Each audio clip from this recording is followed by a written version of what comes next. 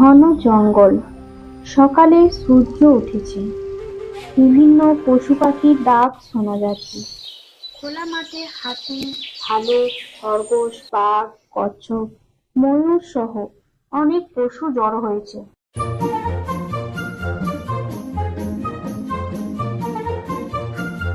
ভালুক ভাই, শুনছেন? হাতি মামা নাকি এবার জঙ্গলের রাজা হতে চান। হাতি মামা? উনি তো অনেক বড়, অনেক শক্তিশালী, কিন্তু রাজা মানে কি শুধু গায়ের জোর? তা ঠিক, তবে ভাবুন তো, সবাই হাতি মামাকে ভয়ও করে না। তার বড় কান, লম্বা সুর, সেই ভয়ঙ্কর পদধ্বনি। আরে ওসব থাক, আমি তো বলি যার মাথায় বুদ্ধি আছে, যার হৃদয়ে সবার জন্য ভালোবাসা আছে, রাজা হওয়ার যোগ্যই সেই। তাহলে তো আমিও দাঁড়াতে পারি নির্বাচনে। তুই খরগোশ? তুই তো এমনিতেই সবার ছোট, গাজর খাস আর লাফাস সারাদিন। ছোট হলেও আমি কিন্তু বুদ্ধি দিয়ে চলি, সবসময় ভালো কিছু ভাবি সবার জন্য। আচ্ছা আচ্ছা, জঙ্গলে নির্বাচন যদি হয় তবে কাদের কাদের প্রার্থী করবি? 1 মিনিট, আমি তালিকা বানিয়েছি।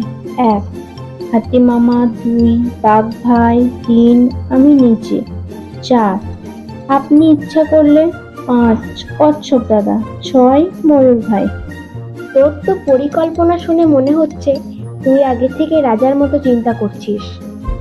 আমি চাই জঙ্গলের সব প্রাণী মিলেমিশে থাকুক, কেউ কাউকে ভয় না পাক। তবে তো তুই ঠিক রাজার হওয়ার মতোই ভাবছিস। বাঘ ভাই আসছে, সাবধানে কথা বলো।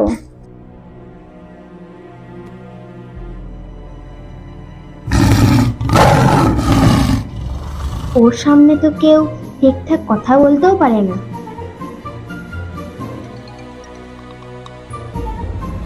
বাঘ ভাই, আপনি শুনছেন না? আমরা সবাই মিলে নির্বাচনের মাধ্যমে রাজা ঠিক করতে চাই। আমি শুনেছি, আমি তো নিজেই রাজা হতে এসেছি। এই জঙ্গল আমার এলাকা।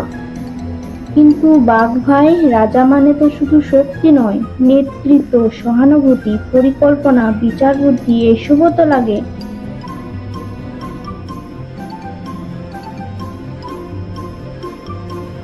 তাহলে কি ঠিক হলো? আপনি কি নির্বাচন করবেন? হ্যাঁ, আমি প্রার্থী হব।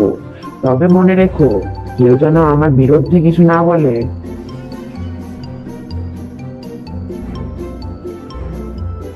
আমি জানতাম এমন কিছু একটা হবে। জঙ্গলের জন্য একজন রাজা দরকার, যে হবে ধৈর্যশীল আর ন্যায়বান। আপনিও দাঁড়াবেন কচ্ছপ দাদা? আমি দাঁড়াবো না, তবে আমার সমর্থন দেব যোগ্য কাউকে।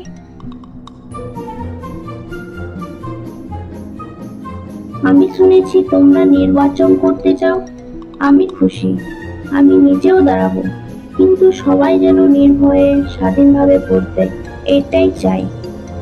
তাহলে ঠিক হলো, আগামী সপ্তাহের শুক্রবার সকালে হবে নির্বাচন।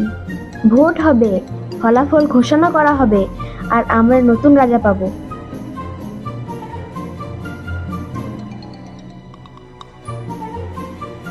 আমি তো নির্বাচনের সাজসজ্জার দায়িত্বে। নির্বাচনের দিন জঙ্গল হবে ঝলমলে। তাহলে চলো সবাই প্রস্তুতি নিই, এবার হবে জঙ্গলের ইতিহাসে প্রথম গণতান্ত্রিক নির্বাচন।